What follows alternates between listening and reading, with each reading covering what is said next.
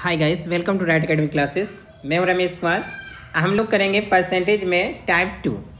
Okay, देखते हैं type 2 क्या है। एक आयत की लंबाई में 10% की वृद्धि तथा चौड़ाई में 10% की कमी करने पर नए आयत के क्षेत्रफल में क्या प्रभाव होगा या क्या परिवर्तन होगा, क्या चेंजेस आएंगे। ओके, ऑप्शन है 1% की वृद्धि होगी, बी है 1% की कमी होगी, सी है 10% की कमी होगी एंड डी है ना कोई कमी होगी ना ही वृद्धि होगी। तो इस तरह के क्षेत्र क्वेश्चन करने के लिए आपको देखना होगा कि क्या इसमें कुछ कांस्टेंट, जैसे देखिए यदि आयत की बात करें, आयत का क्या होता है, लंबाई गुणे चौड़ाई बराबर क्या होता है, क्षेत्रफल। ओके, तो इस क्वेश्चन में देखें कि जो लंबाई है वो 10% की वृद्धि है, तो 10% को क्या इस तरह से लिख सकते हैं 1/10 लेकिन प्लस, और 10% की कमी तो 1/10 लेकिन कमी को माइनस से, है ना। तो क्या मैं कह सकता हूँ लंबाई यदि देखें तो पहले क्या थी आपकी 10, क्योंकि ये ओरिजिनल मानते हैं हम। इससे पहले वाला आपने वीडियो देखा होगा तो उसमें मैंने बताया है ओरिजिनल नंबर, तो 10 पहले थी मूल, अब बढ़ के कितनी हो गई है न्यू 11, क्योंकि एक वृद्धि हो जाएगी।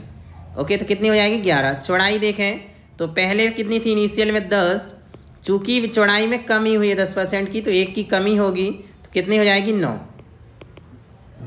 ओके, तो अब यदि देखें हम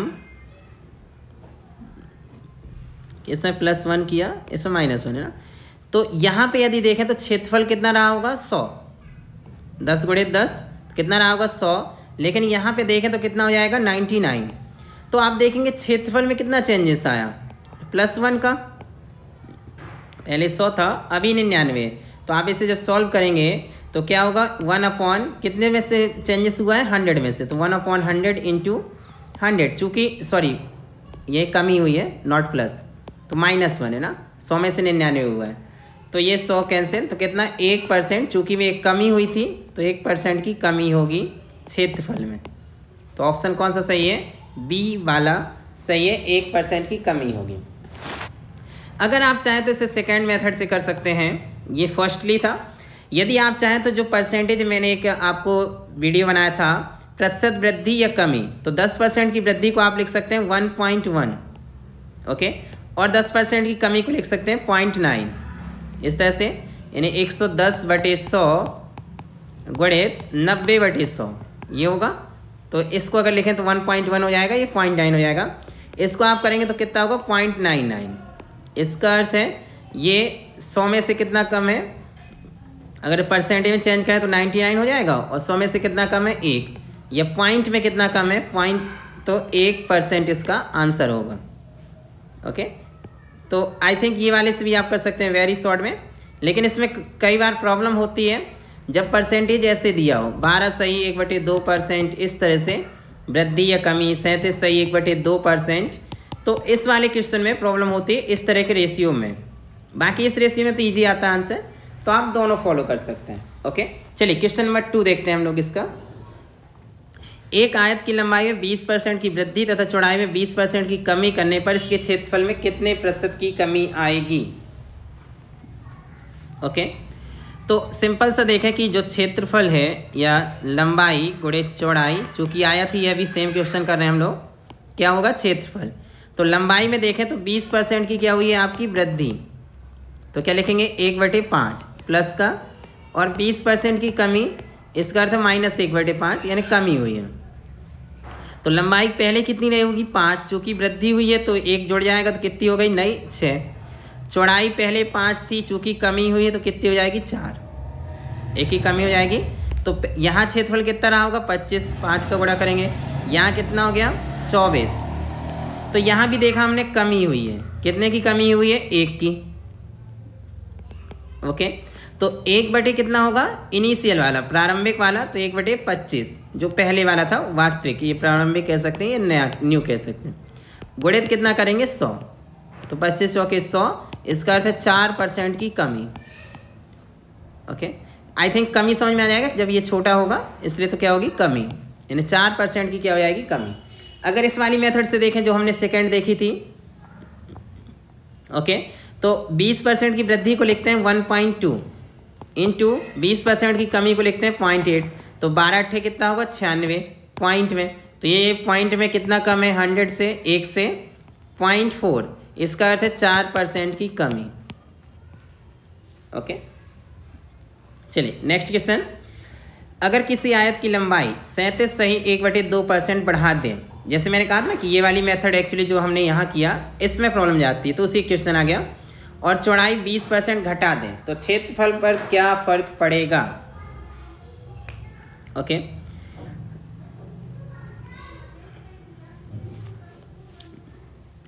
तो पहले देखें कि लंबाई गुणित चौड़ाई बराबर क्या होता है क्षेत्रफल, आयत की जो की बात हो रही है। अभी बाकी भी हम लोग क्वेश्चन करेंगे।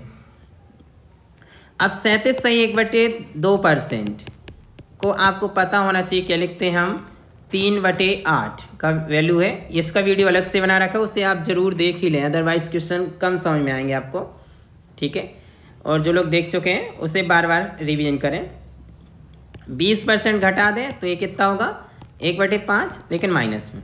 तो ये वाली वैल्यू, इसका अर्थ है ये ओरिजिनल है शुरू वाला 8, तो प्रारंभिक कितना रहा होगा लंबाई 8, अभी कितना हो जाएगा +3।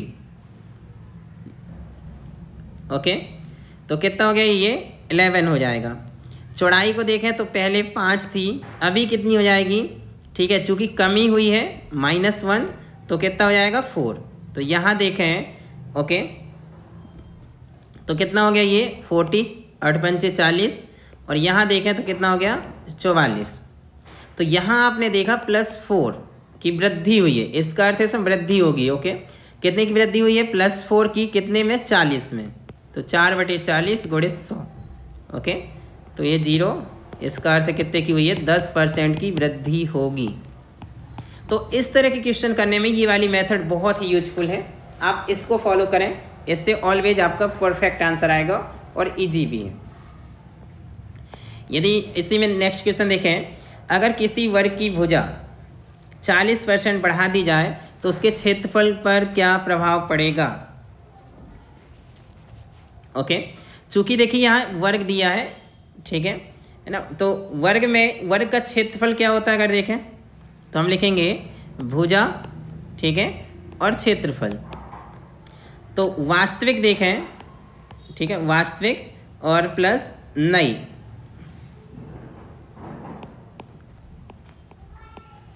तो वास्तविक भुजा देखो अगर देखें कि पहले तो इस रेशियो को देखें कि 40% को क्या लिख सकते हैं, 40% को आप ब्रेक करिए 40/100, तो ये हो जाएगा 2/5।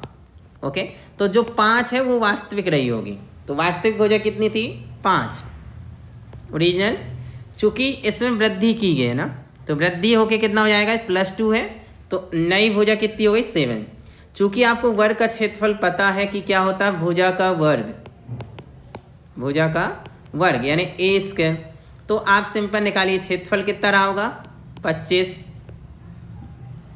ओके और यदि इसमें देखें कि अब कितना हो जाएगा 49, तो आप देखेंगे कितनी की वृद्धि हो गई 24 की। ओके तो आप निकालेंगे 24 की वृद्धि कितने में हुई है 25 में गुणित 100, 25 चौके 100, 24 चौके 96, तो 96% की क्या हुई है वृद्धि, उसके क्षेत्रफल में कितनी हो जाएगी